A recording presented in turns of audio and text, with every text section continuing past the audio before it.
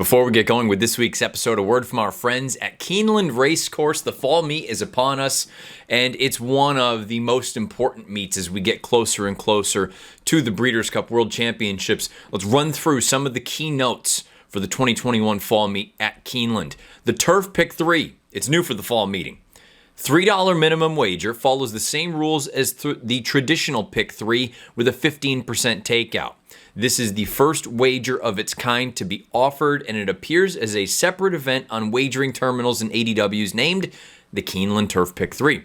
Keeneland Select, Keeneland's ADW service. They have a special bonus for wagers on Keeneland. New signups who wager $200 in the fall meet will receive $100 back into their account.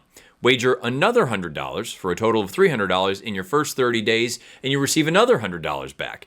In a nutshell, bet $300 on Keeneland's fall meet. As a new member, you get $200 back. The promo code is ITM21. For contest players, a couple of big events going on at Keeneland. The BCBC NHC event and the $400 Fall Challenge.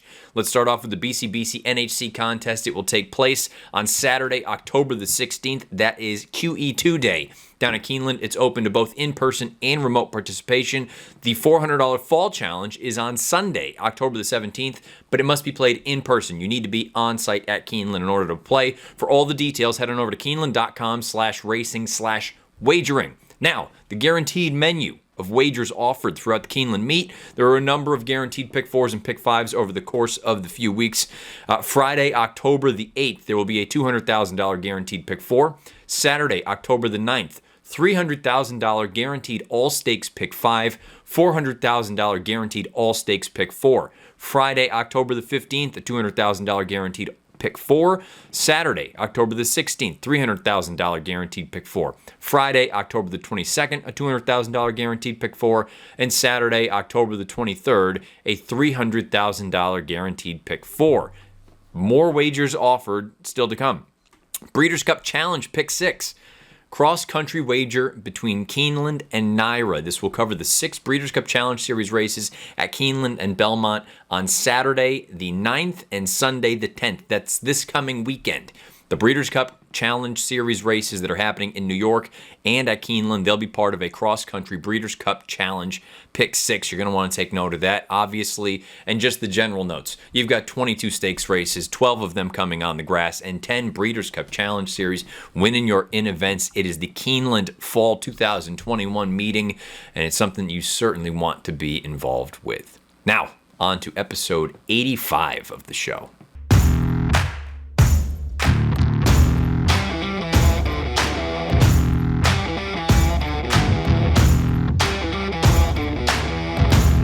What's happening? Welcome into the Matt Bernier Show, part of the In the Money Media Network. My name is Matt Bernier. You can follow me on Twitter at Bernier_Matt. Today is Monday, October the 4th, 2021. This is episode 85 of the show. However you listen, thank you for doing so.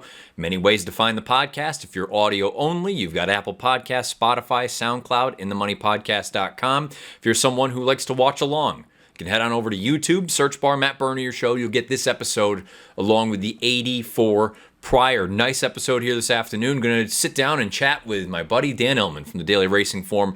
About a half hour. We go over predominantly 2-year-olds and the races that we saw from this past weekend, including the Champagne, the Frisette, the American Pharoah, the Chandelier. We even bring up the races from Churchill Downs from a couple weeks ago, the Iroquois as well as the Pocahontas, and we'll dive into the Breeders' Cup Classic. While that picture has changed a little bit with some of the performances that we have seen lately and what perhaps race shape looks like, we also obviously had to talk very briefly anyway about Tuesday night's showdown, the one-game playoff between his New York Yankees and my Boston Red Sox. And then we'll wrap things up with a look ahead to Week 5 for the NFL with the 538 sort of forecast accuracy. A good week overall this week. Unfortunately, one game really sunk the ship. We'll dive into that later on. For this opening piece, though, knowing that Illman and I go over many of these races and some of the horses, I'm just going to throw out a few observations. We're going to keep it pretty tight. A few observations about some of the horses that we didn't touch on in the conversation. Also, some programming notes. Be sure to check out Horse Player Happy Hour this coming Thursday. We're going to be streaming Belmont Park. I'm going to do everything I can to be involved with the show, but I am headed down to headed down to Connecticut because I will be working from the studios in Stamford, Connecticut for NBC for the next week or so. We have Breeders' Cup Win and You're In action Friday, Saturday, Sunday, and Wednesday, all from Keeneland. So I will be headed down there on Wednesday. Thursday's usually a day with rehearsals and things like that, and it'll be my first time at the desk, so I'm sure I'm going to have some other stuff that they're going to have to show me what's going on. So if I'm not there for happy hour, you will, I mean, you're going to upgrade anyway. It's going to be PTF and Michelle Yu. So be sure, if I can join along, I will, but you're getting an upgrade anyway with Michelle over me. You can check that out, Horseplayer Happy Hour on Thursday. It sounds like there's going to be another BCBC qualifier happening during that as well, so make sure you try to take advantage of that. We are down to the nitty-gritty. I still have not qualified. Maybe it'll happen, maybe it won't. I'll certainly throw in a ticket, and hopefully I can get lucky on Thursday if that does happen. But a happy hour, Horseplayer Happy Hour, be sure you get involved on Thursday afternoon. As I just said, I'll be down in Stamford. We've got racing from Keeneland all this weekend, and then Wednesday of the following week. Looking forward to that.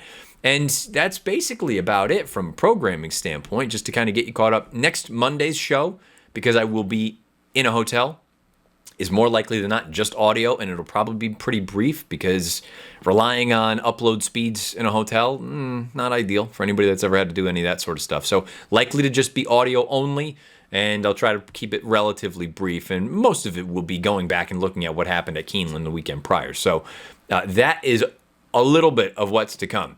Let's talk about some of these horses that Illman and I don't dive into. One-timer who won the Speakeasy last Friday at Santa Anita. He only earned a 70 buyer, but I thought it was a really good performance. He is still unbeaten. He had paired up 80s in his first two starts, so this is a pretty significant regression. There's a part of me that is unsure that that makes a ton of sense because only 2 of the 7 horses improved their figs. The other 5 all regressed. There was a 5-furlong turf race run 2 races prior, and they basically checked out spot on from a number standpoint from the final time. But as I'm sure anyone who is on social media has seen, the timing issues have been rampant across the country, which still boggles my mind. I don't know how you can have all these technological advances, but we can't time animals running in an oval accurately. I don't, for the life of me, I can't figure it out. NASCAR can time cars down to the 1,000ths of a second or whatever it is, but we can't. We just can't time it. Period. Mind-boggling. Just embarrassing, really. But neither here nor there. So the one-timer thing, who knows? Maybe he did really regress in a major way. Doesn't seem like it would make a great deal of sense, but he also had to probably run a little bit quicker early on than he's been accustomed to. Thought it was a good performance. I think he makes sense as far as a Breeders' Cup Juvenile Turf Sprint is concerned. Illman and I already talked about it. You'll hear about it more momentarily with the Chandelier, the American Pharaoh, the Champagne, the Frisette. The City of Hope Mile, Mo Forza earns a 100. Very gutsy late finish. Thought it was really good. Red flags, red flags, red flags. Those of you who have listened to me long enough know why there are red flags, but especially so with a horse like this. Mo Forza changes leads at no point down the lane. Bad enough, but for a horse who has had a history of injury problems, red flags, red flags, red flags. Talent-wise, I have no question about his ability. I have no idea if he's sound enough. I don't even know if he'll get to the race, if I'm being honest. This is not a great sign, in my opinion, for a horse leading into the biggest race of his life. On the flip side, maybe he's been exposed that he's not as good as Mo Forza or Smooth Like Straight. But Hit the Road had a miserable trip. And for him to get as close as he did, he has now paired up 100 buyer speed figures off the layoff. Those are the 2 fastest races of his career.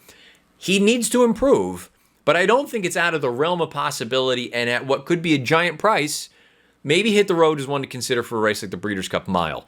Those are some thoughts on the City of Hope Mile. The Santa Anita Sprint Championship, I've been on record saying Dr. Shivel, or Shivel, however you want to pronounce it, I didn't love the Bing Crosby. I thought it was a slow race. It didn't look all that good. I don't know what happened between then and now.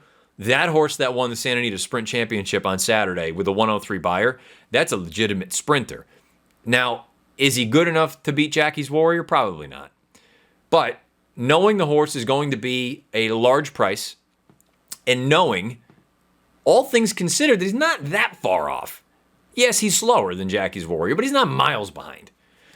Dr. Shivel or Dr. Shivel, however you want to pronounce it, if you're looking for an alternative, he's at least mildly intriguing now. Visually, I thought that was fantastic.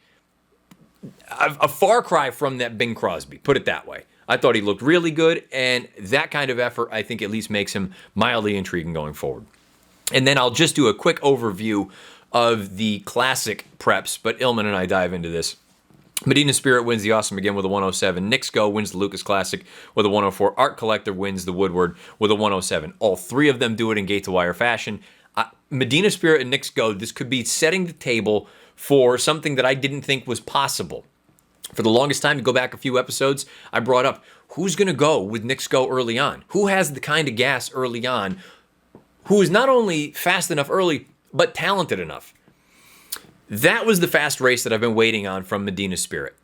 That shared belief I wasn't blown away with, although he never really looked like he was tested. This race here, he destroyed what maybe a bit of a subpar group of older horses, but he destroyed them.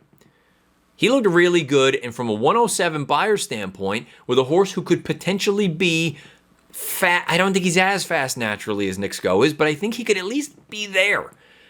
And if they know or they believe that he's a need-to-lead type, and it's going to be, we're making sure we make the front, then Knicks Go and Joel, they're going to have to make a decision because he's never passed anyone before.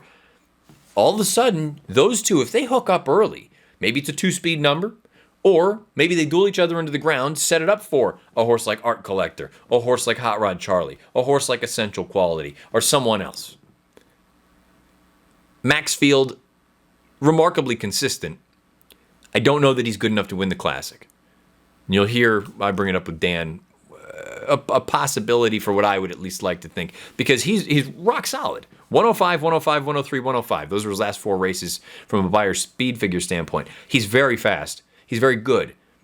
I just don't know that he is of the upper echelon. But I've thought that for a while, and I'm not sold on the distance. So you'll hear what I think about him when Illman and I chop things up. We chop up these horses as well as the 2-year-olds. So without further ado, let's roll it in to DRF's Dan Illman. All right, joined by the Daily Racing Form's Dan Illman. He is the host of all of the videos that they put out over on their YouTube channel. I believe Out of the Gate is back, correct? It's back, but let's not push it too much. We've got other good stuff going on, Matt. Listen, Out of the Gate, I don't want to be pigeonholed as just an Out of the Gate guy. It's a good show. Nice show. No. We got a lot of other things. We got no DRF Best Bets. We got other guys doing preview. We're very excited. We got Aragona. We got Milkowski. Boy, what a team. I was going to say, over on YouTube, the Daily Racing Form's YouTube channel, subscribe. Make sure you get the bell icon lit up so you get notified when the new content goes up for the boys down there in New York. First things first, good to see you again. I saw you up at Saratoga, but it's been a minute since you've been on the show. I appreciate you having me back. I know the ratings go up immediately when my face is here, and that's why you give me a call. People always talk about it when we've had you on. So I think this is the 3rd or 4th time I've had. People say, well, again, I like how you mentioned that. You've always been very good as a politician. People talk, but you come on. Like, why did you have that bum on? Why did you have that bum on? No, I get tweets saying that they miss these days, that this is, and even when we were up at Saratoga, when I saw you on Travers Day, Dan Torgman, who I was doing the ABR live stream with, he said it. He goes, I missed this when you and I were just, talking nonsense back and forth for, and that's the thing too, as good as the banter was with the videos, it was more the after show, the barroom banter back and forth. That's what would have sold the show. Well, we always wanted that to be a show. We figured that we were down at the Perfect Pint in New York City so long, yeah. They would have no reason not to sponsor us. I mean, that was a show. That was DRF After Dark. And they would put the races on for us. Well, which is stunning because I believe one time I went there without you, of course, and they refused. They said, we don't show horse racing here. They showed tennis from 10 years ago, McEnroe and Borg. That was one of our spots anyway, was the pint. So a lot's happened since the last time we had you on, and we're getting closer and closer to the Breeders' Cup. So not only was I curious about your opinion on the Classic, but I think this time of year, many people, especially folks who maybe they're not super comfortable trying to identify what a good young horse might look like compared to the established form of some of the older ones. You're as good as anyone at identifying what a good 2-year-old looks like. And on the heels of this past weekend and some of the other 2-year-old racing we've seen, I just wanted to kind of, rack your brain a little bit and see what your thoughts were. Let's start off in New York with the Champagne and the Frisette. We'll start with the boys race from Saturday. I went into that very curious about Jack Christopher and his overall ability going forward. There's a part of me, I have a nagging feeling that is he just a precocious type that The pedigree isn't the flashiest thing you've ever seen? Or is he one of those horses that, I mean, we've seen with a Jackie's Warrior? He's far from the most, royally bred horse you've ever seen, but he's just a superstar. What were your overall thoughts on Jack Christopher in that spot? I can't knock what Jack Christopher did in that race. Again, it was only his second lifetime start. Remember, this is a horse. This was the typical buzz horse at Saratoga. There's one or two every single year. Oh, he's the next great horse. He shows up. He's odds on in his debut. He doesn't disappoint. He gets a fig. I kind of agree with you. Going into the Champagne, he had to prove he had to get the mile because his pedigree is kind of all speed. What is he, a Munnings on top of a half hour's mare? He ran really well in the Champagne. He's just a professional horse. And you can tell he's very mature for his age because he broke on top. And a lot of horses, you take him in hand the first quarter mile or so, they don't like it. They'll fight. He not only liked it, he got to the outside. He sat off of Gunite, who was terrible, by the way, but is a pretty good horse. He blew by that horse turning for home and gave those horses no chance. Now, I'm not sure what he beat. You take away Gunite's win in the Hopeful over an inside speed favoring track, and what do you got? Wit is a horse that still has yet to figure out the starting gate. And even though he was kind of locked up in behind horses on the turn, I didn't love the way he finished. Command Performance, I think, has potential, a lot of it. I wonder if it's too much too soon for the BC. Going the right way, but now he's got to prove he can go two turns. As always, as we always say, let price be your guide. Well, and that was going to be sort of my next point in that race. You brought up Gunite, who was just dreadful. He really at no point looked like he was traveling all that well, and then he never changed leads. I don't know where you go with him from here. Hopefully you just put him away for a little while. You brought up Command Performance. You brought up Wit. Wit, I've long thought he just gives off the vibe of a closing sprinter. I don't know how far he's going to want to go down the road. Command Performance to me is the complete opposite, that I think he'll run 10 miles if you give him 10 miles. But to your point, I've seen some folks bring up the idea of the Breeders' Cup Juvenile as a maiden. We saw Good Magic win that race as a maiden a couple of years ago. As someone who loves the horse, I think this horse has an abundance of talent.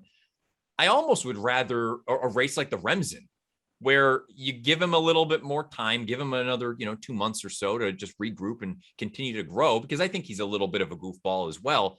But at the same time, I can understand the allure, the thought of running in the Juvenile. And there's always that feeling of, well, what do you have to lose? I mean, if you were involved with the horse, what would your call be? Would you go to the Breeders' Cup, or would you sort of pull back the reins a little bit? I'd run him in the Juvenile, to be honest with you. I think the Juvenile right now is a race where it looks like there's going to be a lot of gas up front. We'll talk about Corniche in a minute. Yep. He has speed. Jack Christopher obviously has a lot of speed. This is a race that could set up very well for a horse that does seem to be slowly figuring the game out. Now, in his debut, he closed very, very well to finish second. It just seemed like that time of year at Saratoga, it was all speed. He rallied from way out of it. In this race, he made a very nice late run. I'm not worried about a maiden in a race like the Breeders' Cup Juvenile. These are all lightly raced horses. If he's got the fig, it's good enough for me. I think if he's doing well coming out of this race, you run him in the Juvenile, and I think he's an interesting threat, especially if the pace is fast. He might be the best price in the race because people automatically shy away from maidens. You brought up Corniche, who won the American Pharoah out at Santa Anita on Friday afternoon, 85 buyer. Let's call it a step back from that debut when he earned a 98, if we're just calling it from a fig standpoint. But I thought he looked really good out there. Now, granted, it wasn't the most electric pace we've ever seen or the most hotly contested one. And I do question a little bit of what ran in behind him in the same way that you did with Jack Christopher. We'll talk about one of the horses in a moment that I was intrigued with, but overall thoughts on Corniche. I mean, he's passed the 2-turn test. We know he can run at Del Mar. He may not be the fastest going into it, but he's got Baffert in his corner and he ticks a lot of boxes. The edge he has over Jack Christopher is, you've mentioned, he's got the win at Del Mar. He's got the win at 2 turns. And while he did regress from a buyer's standpoint, let's give him an extra point or two because he was stretching out a demanding 3 furlongs off that 5.5 furlong debut win. He obviously has speed. He's obviously professional. He's obviously classy. Like you, I wonder what he was in against. Rockefeller's a nice horse. I think going in, and everyone did, Corniche was the big favorite in that race. He was supposed to best Rockefeller. He did. Oviatt class, I wish that horse had a little bit more early speed. I know he might be. I wonder if he's the one. You kind of like these connections, Matt. Yeah. There's this kind of connections thing, the whole Texas Red and the jubilation and the jumping up and down and the things. Yeah, I don't like people that like to pat themselves on the back after a big win because a pat on the back's a good 6 inches away from a kick in the tushy. You know what I mean? I hear you. But anyway, I hear you. Getting back to Oviatt class. Nice race, I thought he ran. He just fell too far behind in here. He's a horse that you might want to consider. But as for Corniche, No knocks against him. It'll be interesting to see if there is a hot pace waiting for him in the Breeders' Cup. But as of right now, I'd have to say he's probably one of the ones to beat, like Beyer in the American Pharoah notwithstanding. Yeah, and you brought up Oviatt Class. He's the sort of horse, not just because of, and I brought it up last week on our happy hour with PTF, the idea of he reminds me of Texas Red, not just because of the connections, but the running style. He's not a horse that has a ton of natural early speed, but I think he'll run all day long. And I love the way that he finished. My concern would be, and I'm not even including the Breeders' Cup, I'm thinking down the road. Let's get into next year as a 3-year-old. I don't think the distance is ever going to be a problem for him. It's a question of how good is he, but I'm always leery of those kind of horses campaigning in Southern California. He's always going to be up against it at Santa Anita. The good news, I think, if you are someone who believes in a horse like Oviatt Class, Keith DeSormo is not afraid to ship to a place like the Fairgrounds. And I feel like a horse like that would really be able to take advantage of that stretch run, where I know this year's races for the most part held up from a pace standpoint, but you can't really compare year over year. We don't know what the dynamics of certain races will be. Point being, I think he's better suited for a track like the Fairgrounds in New Orleans than he is at Santa Anita. That's always my concern with horses in Southern California that don't have that early gear that some of the Baffert runners typically do. Were you a little disappointed that he didn't get up for second over Papa Cap in that race? I mean, he had a full head of steam. Papa Cap was kind of chasing wide. He gave a good effort. He doesn't sort of strike me as being a Breeders' Cup type horse. Were you a little disappointed he didn't get up for second, or were you saying he just had way too much to do and he was obviously moving fastest of all at the end? Well, a combination of the two. I do think Papa Cap's actually a little bit of an underrated horse. I think there's some talent there. His run in the Futurity, draw a line through it, given the trip. He almost dumped Bravo right out of the gate, and he was stuck in behind runners. I think the difference for me, just comparing the two runs, the maiden score for Oviatt Class and the American Pharoah, was that maiden score, the pace melted down. And I think it just really, everything set up perfectly for him. And maybe the American Pharoah, things didn't totally go to his favor from a pace dynamic standpoint, which again, we've talked about it from way back in the day. You're always at the mercy of pace and trip with horses who have no early foot. And I don't think he got the pace that he needed really to accentuate that late kick. He is the sort of horse, though, that I'm hopeful down the road. And who knows, maybe there's an equipment experiment at some point where you try to put some blinkers on him. Because I think the finish is always going to be there. It's a matter of how far back are you starting compared to some of the better horses that you're going to run up against. Interested in your thoughts on Major General, the horse that won that race at Churchill Downs for Tide. Now, if you look at his pure figs, boy, he's slow. Yeah, he's slow on the way in. But I did notice a maturity, a big improvement in maturity from start 1 to start 2. And it looks like this horse has a little bit of guts too. He likes a fight. Yeah, and that's just it. He feels like the ultimate sort of, I don't want to say overachiever, but he doesn't have the talent, in my opinion, that some of these other horses that we've already talked about do. But at the same time, if you get into a battle with him, I don't think he's going to give in. I think he wants to really kind of fight you every way. We talk about it, and I know we can be sort of, stuck into the figs a little bit more so maybe than we should all the time. But boy, I look at him and go, he has so much to find between now and that first Saturday, or I guess first Friday in November at Del Mar, because some of the horses he's running against are going to have 10 to 15 point buyer edges. Even if they don't regress, he's going to have to jump up to even be in the same ballpark as them. And I just, again, the beautiful thing is you're probably going to get a price on him. I can't imagine him being anything less than sort of a 15-1 shot in there. So if you believe, I think he's definitely in with a chance. He may be another one that as a 3-year-old with more experience, maybe he continues to take steps forward. We talked a little bit about the boys so far. The girls, let's go back to New York on Sunday in the Frisette, and the timing issues that Belmont Park has had notwithstanding. So we have to take the speed figures with a grain of salt, because it seems like things continue to get screwed up somehow, you have people taking commercial trips to space, but you can't time a horse running around in an oval. Well, it's racing. I mean, what are we doing? We've been talking about that for 25 years. There's always going to be some sort of issue that's going to push someone's buttons. And I agree with you that they've got to get this correct. It's not hard. It's not hard. And even especially if you just get the stopwatch out. Especially if this game is so predicated on speed figures and accuracy. Right. If you don't have accurate figs, what do you have? You have nothing. But the good news with Echo Zulu is she already had a 90 buyer in the pocket when she won the spin away. So we know she's fast. And if you just had the visual from the last race, the Frisette, listen, she's a very, very good filly. She obviously has to pass the 2-turn question. I have a feeling that unless if Hidden Connection is as good as she's looked in her last two starts, it could be Echo Zulu's for the taking. Although Hidden Connection, when she won her debut, what, a Colonial? Yep. And usually I look at those races and I'm like, I don't know. She's really good. Now, what do you do with her knowing that, yes, she's already proven the 2-turn test? No, not a problem for her. And that was a big stretch as well, 3 furlongs. That was a very moderate pace in the Pocahontas. And she kicked away like a good thing. Don't get me wrong. I'm certainly not trying to, cold water her. But the pace in the Breeders' Cup is, I would assume, going to be tenfold faster. If she has to rally from farther back, and the dynamics change, does that concern you at all at a short price? I think it always concerns me at a short price, asking them to do something that they've never done.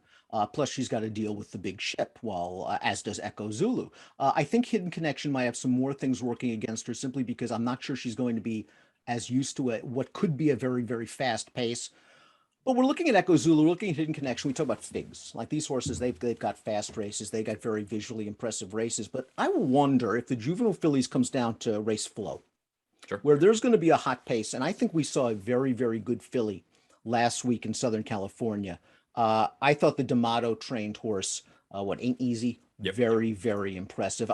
Her debut, she broke like a shot. They took her back. Usually you don't want to see your 2-year-old sitting in behind horses in the career debut. She sat there like she'd been doing this for a long, long time. She got to the outside. She blew him away. Similar situation here. Loved what Rosario did. Joe Bravo gave her the rail, shot right on through, no sweat.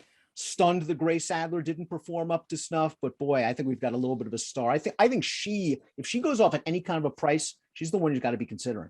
Yeah, I'd mentioned at the PTF that to me, she was the most likely winner of that chandelier. Yeah. And for the reasons that you brought up, you don't typically see a first-time starter act the way that she did in that run down at Del Mar. Basically, it was the combination of what I thought was a visually appealing performance, but also an educational one.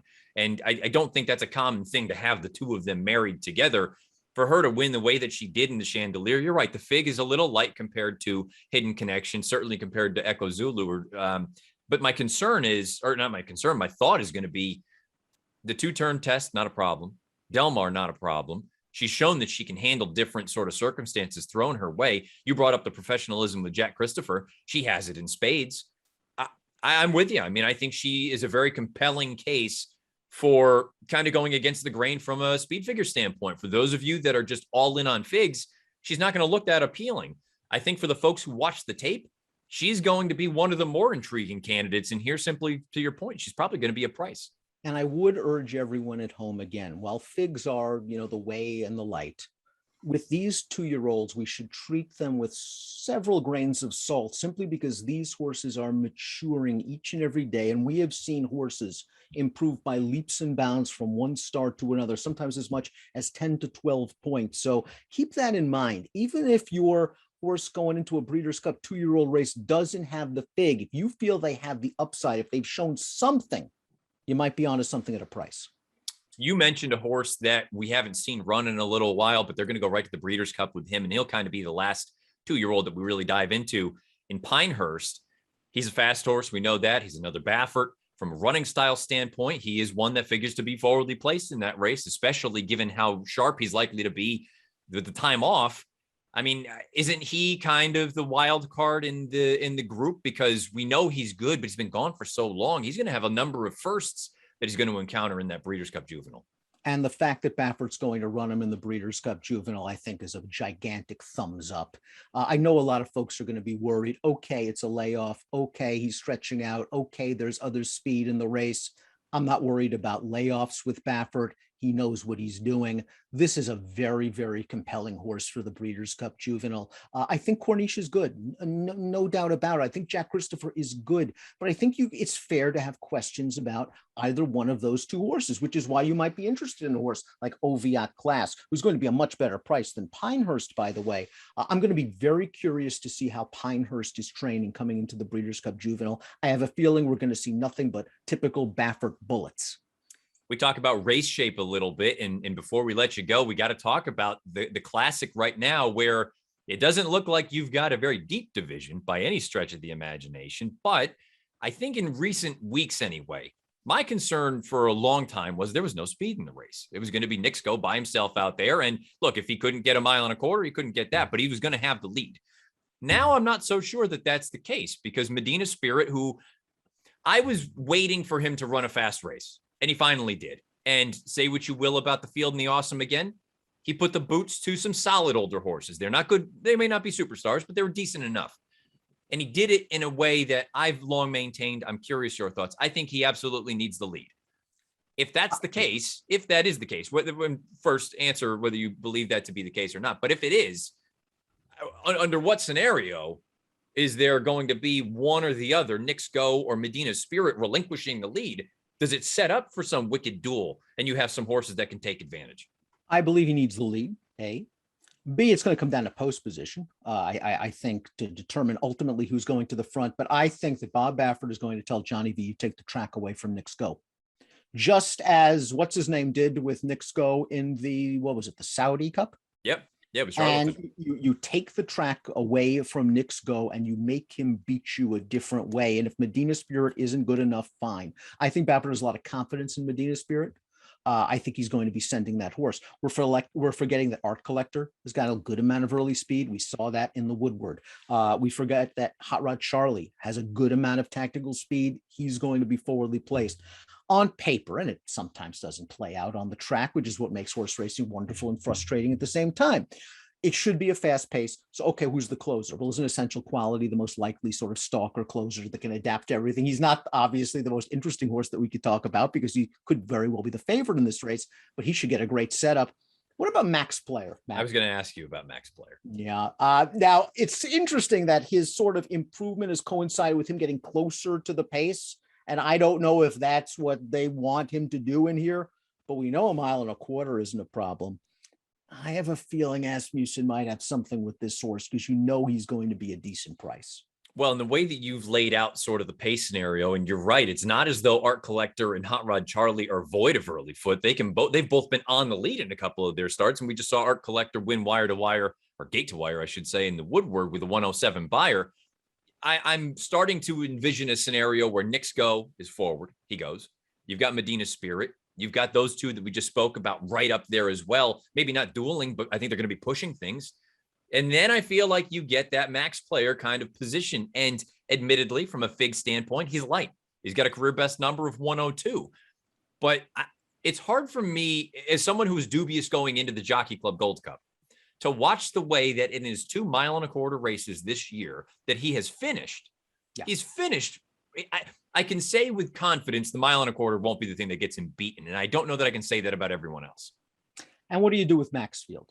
I think everyone thought going into the Woodward, if he was going to win a grade 1 stakes race, it was going to be the Woodward. No disrespect to Art Collector, who's been in razor sharp form for Belmont, but it was a race. I don't like that they put the blinkers on him. I don't think he needed it. It seemed like he was aggressive with them, pulling in behind horses.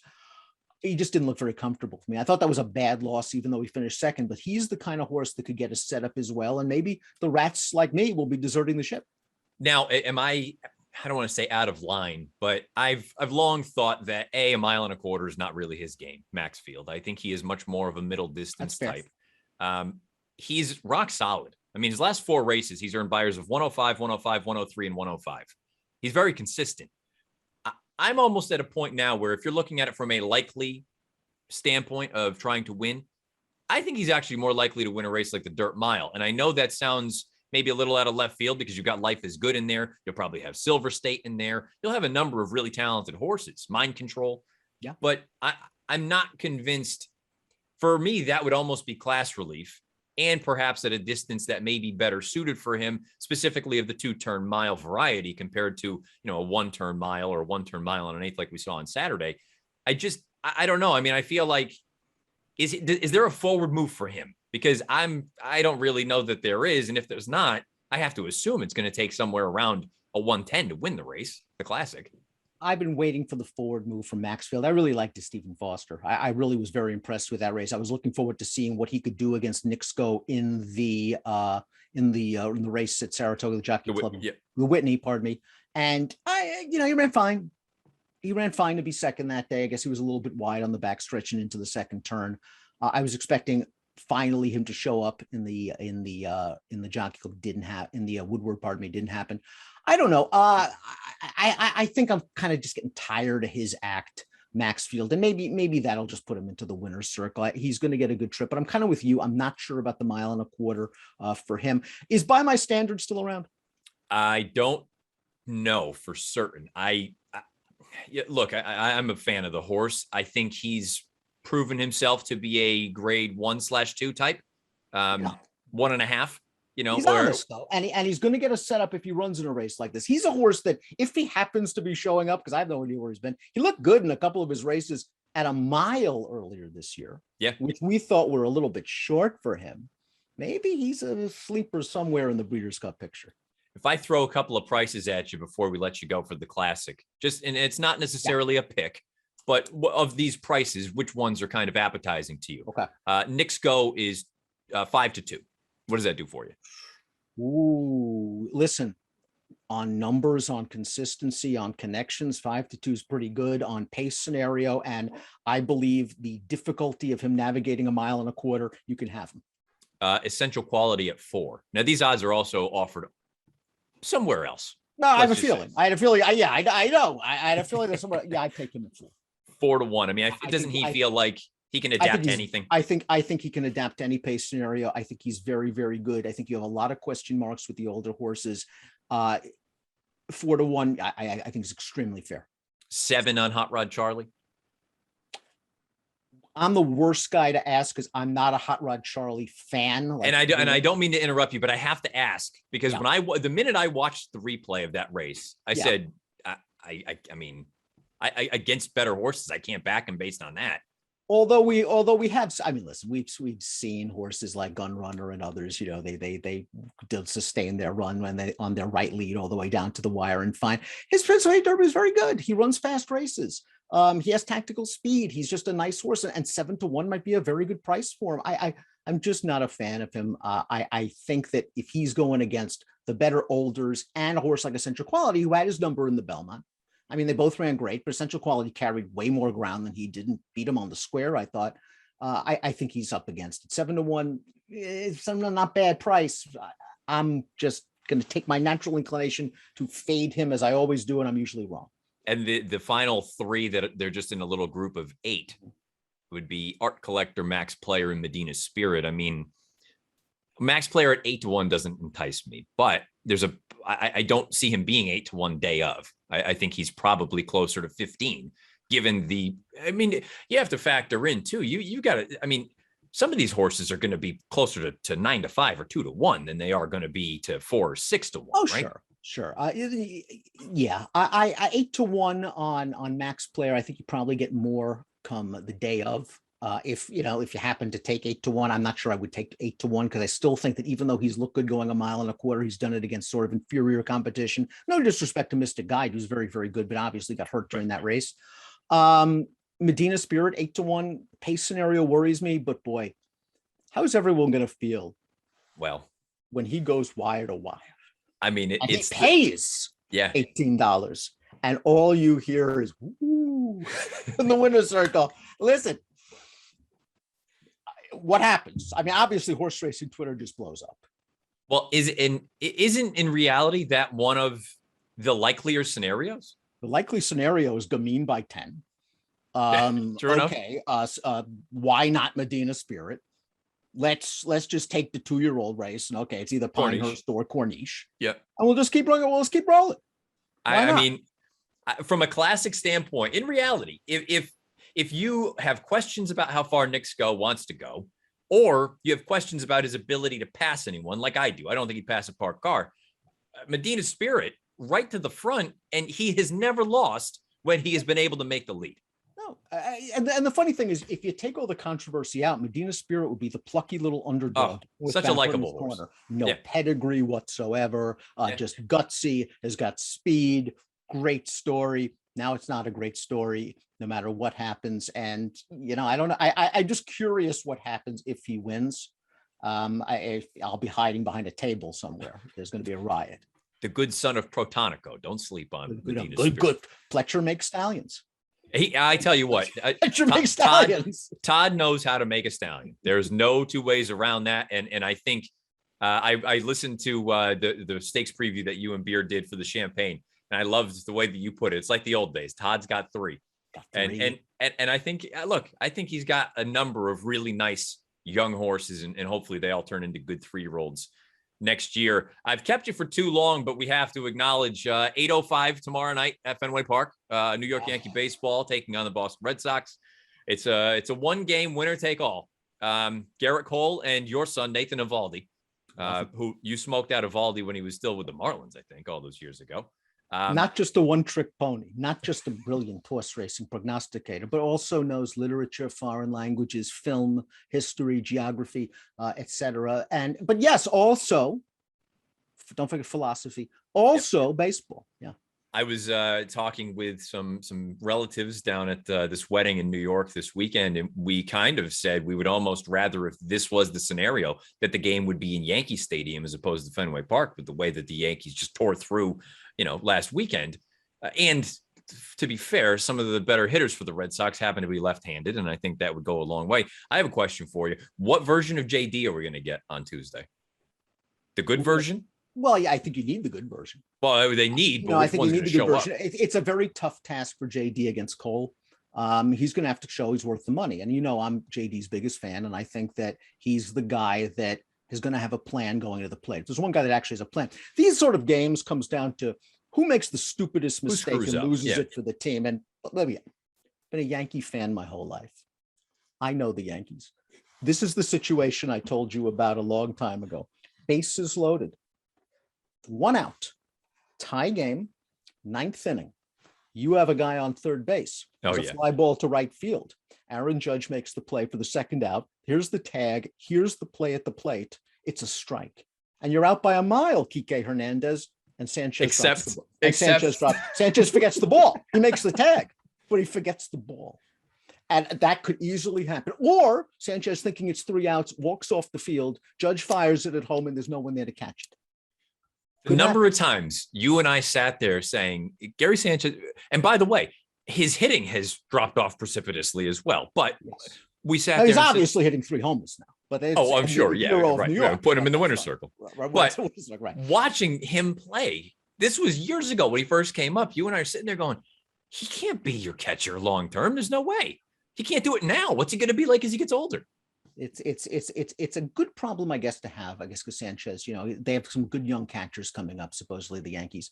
Getting back to this game, I'm going to ask you your keys to the game from each team. Give me one player to watch for the folks at home, and I will then give you my opinion. But I'd like one for the Red Sox, one for the Yankees. Well, I think the best player the Red Sox have had since the deadline has been Kyle Schwarber. He is kind of, I think, as he goes, the team sort of goes. And this is a bit of a cop-out, I guess, but it really boils down to what are we going to get from Eovaldi? Because when he's on his game, he can shut a lineup like the Yankees down. I just don't know what kind of leash you're going to have. Sale, I'm sure, is going to be ready to go out of the pen whenever that ends up happening. But I don't know what we're going to get. Eovaldi has had the ultimate highs and lows where when he's really good, he's arguably as good as you can find. But when he's off, things go sideways in a hurry. So Captain Obvious, the starting pitcher, needs to be good, but I would say Schwarber. I think for the Red Sox, I think a guy that seems to show up in these big games is Kike Hernandez. Yeah. And I think there's going to be a spot in this game where he's going to have an opportunity to do something. And he is a guy that I would be very afraid of in the clutch. And I think with the Yankees, it starts and ends with DJ LeMahieu. And I know a lot of folks have been very disappointed with the season he's had, especially off of the giant contract that he signed. I think, though, that he's the kind of guy that could really start things off on the road. If he can get on base and make things happen, it gives the Yankees a lot of confidence. How do you feel about this being in Boston as opposed to New York? Does that make a difference to you? Other than the obvious? No, advantage Boston. And I know you're worried about it because of what happened to Yankee in Fenway Park. I think the law of averages are the Yankees going to go in there and do it again. I think you have a big advantage with the home field. And we'll see what happens with the Yankees. I think it's going to probably come down to one play, though, where it was either a daring base running move or just a silly mistake that maybe you won't even, certainly not going to show up in the box score, a missed cutoff man, booted play, or a bobble, something like that's going to happen. I'm not sure this is going to be a 10-3 game for somebody. Hopefully it's just a good one that that it doesn't really come down to a complete bonehead play, but I'm not saying Buckner-esque. Maybe something subtle. Anything good happening down at Laurel? Has the main track now that they've gone through and it's been redone? Anything that kind of stands out? I'm very pleased that the main track so far has been kind of fair. When they first put it in, all the horsemen were telling me that the works were very fast. The track seemed to play fast. I think that concerned them. It seems to be a lot fairer now. The horsemen are happy with it. The turf course, is much, much better. Obviously, it's usable. And as long as they take it easy on the turf course, I think we're going to have a nice meet, weather permitting. Dan Illman, always a pleasure. Thank you for giving us a little bit of time here to chop up the Breeders' Cup, the 2-year-olds, the Classic, all those sorts of things. And again, head on over to the YouTube channel for the Daily Racing Form. You can find all of their content over there. Maybe we plan on a sort of rehashing after post Breeders' Cup sometime in there. Yeah, that works for me. We'll be celebrating the Yankees World Series victory, and I'm looking forward to it. All right, Illman, talk to you. All right, take it easy, bro. See ya. All right, let's roll through some NFL Week 5 predictions, forecast accuracy over on FiveThirtyEight.com. You go through, you assign a probability to each game. At the end of the day, if you're right, you end up getting points towards your score. If you're wrong, you get points deducted from your score. This past week was a solid week with the exception of the disaster from the Tennessee Titans. Overall, down 2.1 points, 8-4, given the fact that there were a number of games that I had 50-50 right down the middle. Those games included the Washington and Atlanta game, which ended up being a barn burner, 34-30. I gave that a 50-50 shot. The Indianapolis-Miami game, gave that a 50-50 shot. The Colts ended up winning. And I gave the Browns and Vikings game a 50-50 shot. So I didn't win or lose anything based on those results. There's only one of those kind of games lined up for this Week 5 slate. But 8-4 headed into the Monday night game, a game in which I've got the Chargers with the slight edge. So let's hope to continue on with, I would say overall, some very positive results and some pretty accurate ones with the exception of the Jets game, which to illustrate how overzealous, and I think this is a good way to tie it in with horse racing as well, don't be overly confident. Unless you think there's reason to be. Let's say with a horse, you think a horse should be 1-5 or 2-5. They're much more rare than maybe we would think. The actual reality of a 1-5 or a 2-5 shot. I screwed up here with the Titans and Jets game. This to me is more about the Titans having a major flaw than the Jets all of a sudden, moving the right direction. But I had that as about a 95% probability for the Titans winning. They lose on what would have been otherwise, for me to only be down 2.1 points for the entire week of Week 4, to lose 65.2 points in that one game, it just kind of shows that the rest of the week was very good, just a major blunder there. So you always want to be, I'm not saying don't be confident if you have reason to believe, and there's a couple of forecasts that I've got for Week 5 that are very aggressive. Don't be afraid to go down that road, but at the same time, recognize that if you're wrong, you could be wrong in a major way. So let's roll through the Week 5 slate. You've got some intriguing matchups in here. I'm in a survivor pool. I'm sure many other folks are. It's a brutal week, I think, to try to identify, depending on who you've used so far to date.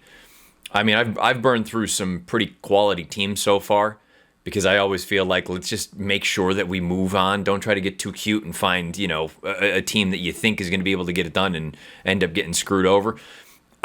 This is a tough week, I think, coming up in Week 5 to figure out who's actually got some advantageous situations presented for them. So let's start off with the Thursday night game. LA Rams at the Seattle Seahawks. The spread, the line, is Seattle plus 2.5 at home. I have Seattle winning 24-21 at home. Now, the other piece that I'm now comfortable enough to incorporate also when I'm throwing these things out, I have a few different ways of going through. So there's the metrics about how the score prediction comes about, but then I also have basically just a power ranking system, and it goes through and assigns numbers based on how good or not so good each team is. Then it also factors in home field and things like that. So that, to me, is a good way to also compare what the real spread is compared to maybe what my power ratings suggest a number should be. And then also comparing it to what the metrics suggest. So this is going to be one of those games that I have, based on the metrics, Seattle winning by 3. They're 2.5-point dogs at home, but my power ratings have the Rams as 6.15-point favorites. So that's kind of a weird position to be in.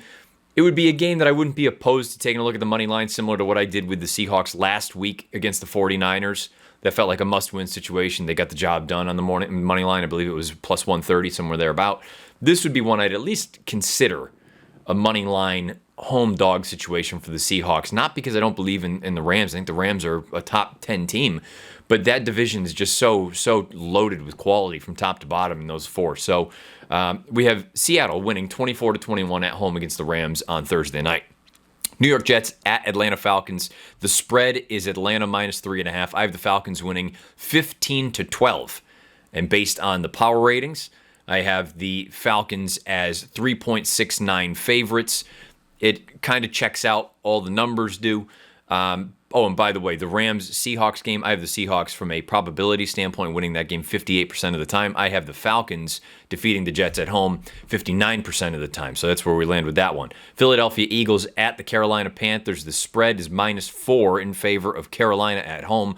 I have the Panthers winning 27-16. That's an 11-point difference compared to the 4-point line that's available right now. This is over from DraftKings.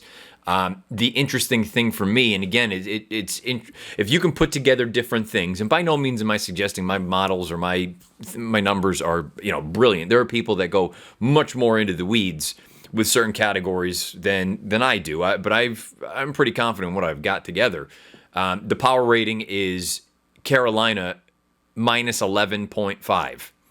So effectively 11 to 12 point favorites over the Eagles. When the metrics that I punch in and it comes out 27-16, an 11-point difference, it's basically spot on. And the spread is minus 4, which I know is kind of a smelly line, but that's the sort of instance where I look at it and go, look at my two rating sort of methodologies. They're jiving. They're right together with one another. And it's a pretty substantial difference from what the spread is being offered. Maybe that's an opportunity to take advantage from a gambling standpoint. I have the Panthers winning this game 82% of the time at home. Green Bay Packers at Cincinnati Bengals. The Bengals are home dogs, catching 3.5 points. I have this as a 21-21 tie based on the metrics. Now, from the power rating standpoint, the Bengals are actually pretty heavy favorites in here, minus 7.23. So just over a touchdown favorite. I'm still not totally convinced that I want to go that far with Cincinnati. They had so much trouble with Jacksonville on Thursday night last week. Green Bay, I'm not sure that I'm all in on them, but it increasingly is looking like week 1 is a bit of a mirage, that they're much better than that, but they've got their own issues. So I'm calling that one right down the middle, 50-50. I don't want to have too much involved one way or the other. It's just a game that I could see going either way. So basically, another way of saying it is avoid it. That's at least how I'm approaching it. So 50-50 for me. Green Bay at Cincinnati. I've got it 21-21. New England Patriots at the Houston Texans. The Texans are 9.5-point underdogs at home. I have the Patriots winning 20-19. Now, based on the power ratings, my power rating situation is actually much more in line with my metrics, my model, compared to the line being offered right now. The power ratings have the Texans as 2.57-point underdogs at home. And when you see that I've got the Patriots winning by 1, those two numbers pretty much check out. But compared to the 9.5 that they're catching at home as a dog, the Texans, I could certainly see someone being enticed to go that route. I think Houston's pretty poor, and I think New England, keep in mind, the metrics are using the results on hand. I think the Patriots are better than what some of the numbers would suggest. They have a bear of a time running the ball. That's Captain Obvious at this point, but they've got things moving the right direction. I'm going to stick with these numbers here. I'm not going to have anything too crazy one way or the other. This equates to a 53% chance of winning for the Patriots over the Texans on the road. I expect New England to win, but on the off chance that these numbers are spot on, which again, they're driving pretty well, I'm going to kind of tread lightly with that one, but we'll go with the Patriots 20-19 over the Texans in Houston. 53% chance of winning. Tennessee Titans at the Jacksonville Jaguars. The Jags are 4-point dogs at home. I mentioned it talking about the Titans and Jets game. I think Tennessee's a flawed team. I don't think they're very good. And despite the fact that Jacksonville was pesky on Thursday night, I don't think they're very good either. I have this as a 2-point game. The power ratings have it as a 1.3-point difference, with the Jaguars being a 1.3-point underdog at home. So, again, my model with the ratings kind of jive with one another. I think Tennessee wins this game 20-18, and it's a 56% chance of victory. Detroit Lions at Minnesota Vikings. The Vikings are 7.5-point favorites at home. I have them winning 29-17. That is actually on the rather conservative side compared to what the power rating would suggest. The power ratings have this as an 18.97 difference, meaning the power ratings think the Vikings are nearly 19 points better than the Lions. I think Minnesota's good. I don't know how good.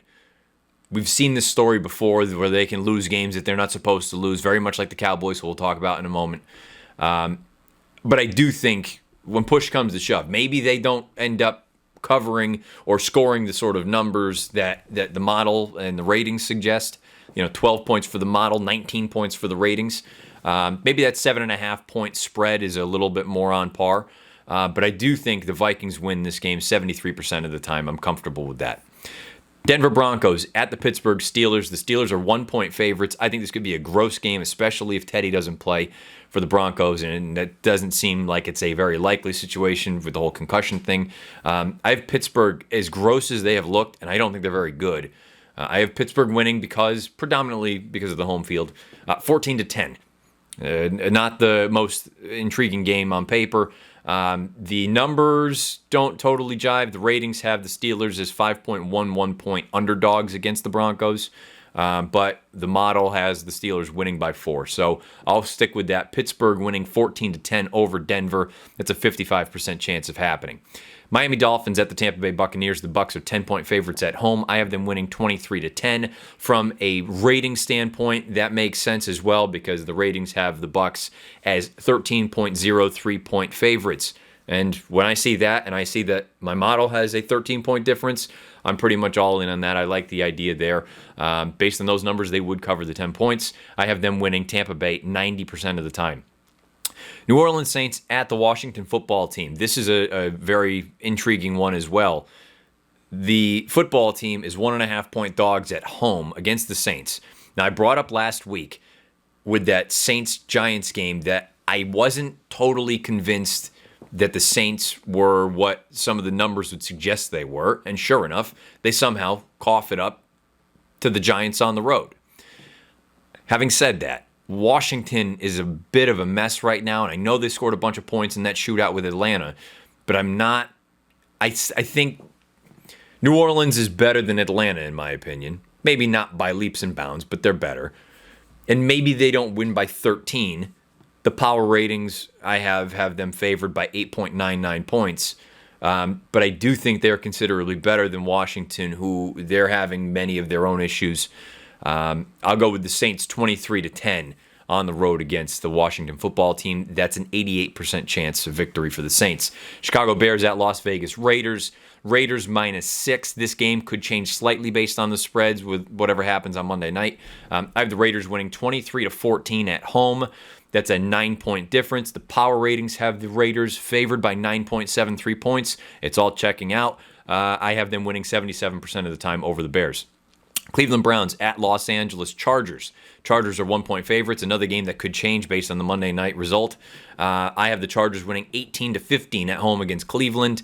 That's pretty darn close to what the power ratings would suggest because they've got the Chargers, albeit underdogs based on that. They're only 1.49-point underdogs compared to the Browns, meaning they've got the two teams pretty darn close, my power ratings do.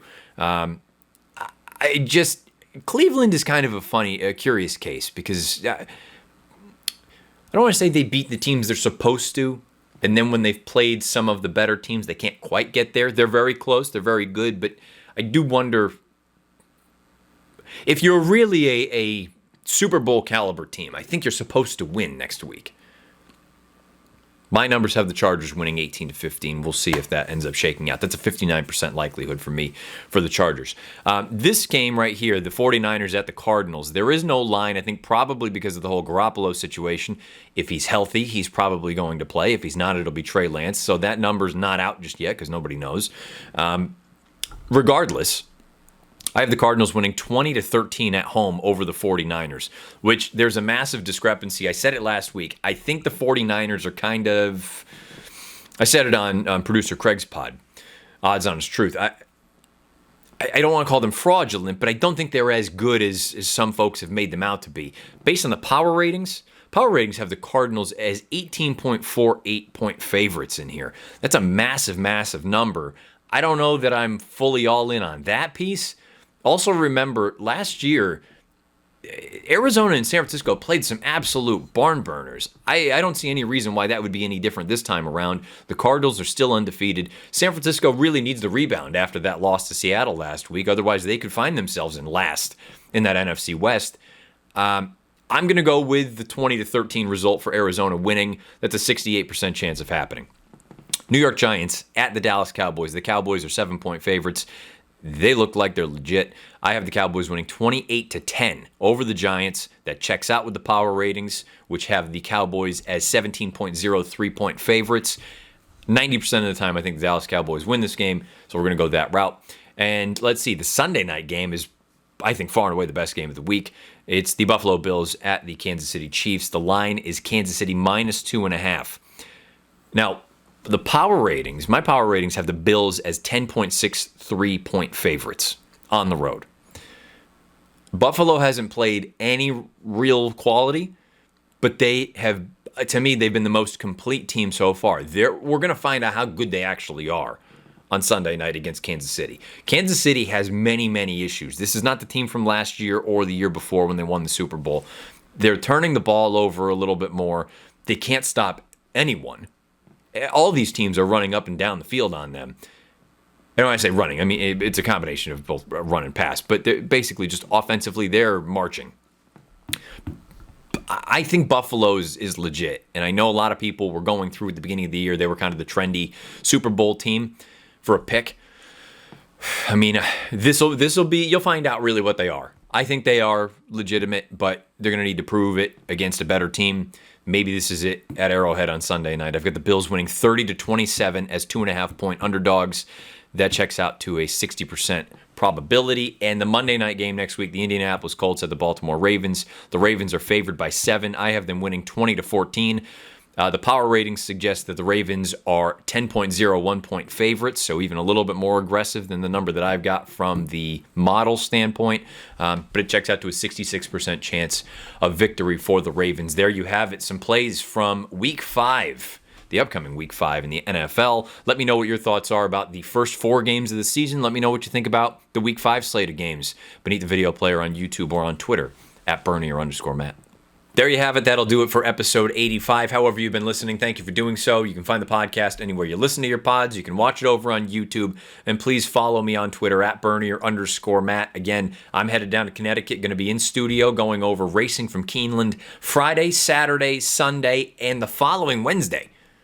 Long run down there. Got to have a number of shows. Great racing. Looking forward to getting down there. Join us on NBC and NBCSN throughout the week. And also, again, Horseplayer Happy Hour coming up on Thursday. Be sure to support it because it's all helping out aftercare. And really, when all is said and done, that's the most important piece of any of the things that we do here within the Money Media. Without further ado, I'm going to get you on your way. Thank you so much for listening. Best of luck however you play, whatever you play, and wherever you play. Until next Monday, this has been episode 85 of The Matt Bernier Show.